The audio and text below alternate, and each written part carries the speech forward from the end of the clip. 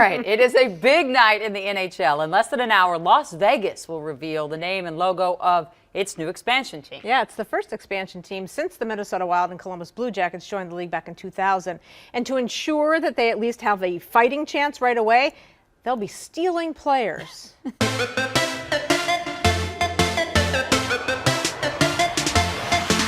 So, Las Vegas is getting its first professional sports team.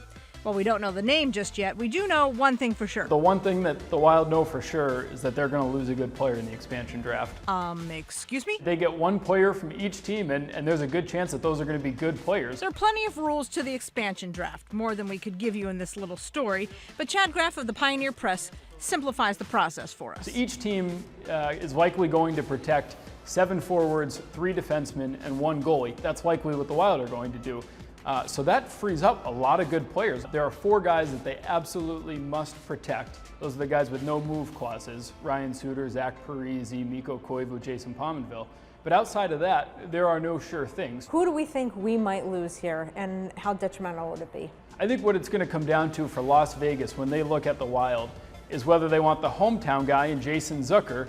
He's the first Las Vegas native that has reached the NHL. He would make an incredible story. However, the Wild are a team that's built on defensemen. They've got a lot of good defensemen, and they're going to be, in all likelihood, exposing some very good defensemen that Las Vegas can look at and take. The Wild have a lot of young guys that they're going to have to consider.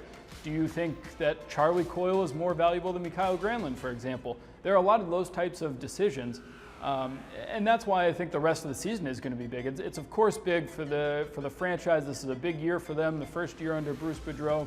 But it's also a big year for these young guys if they want to stay in Minnesota to show, hey, I'm one of your best 7 forwards, you better keep me. At this point, there's too many moving parts to say what's going to happen, right? There are going to be some tough decisions for Chuck Fletcher, the Wild general manager, to make, because if he chooses to protect one good player, he's probably going to be exposing another good player. As long as Wild fans are prepared and resigned to the fact that they're going to lose a good player, I think that's something all Wild fans need to be aware of.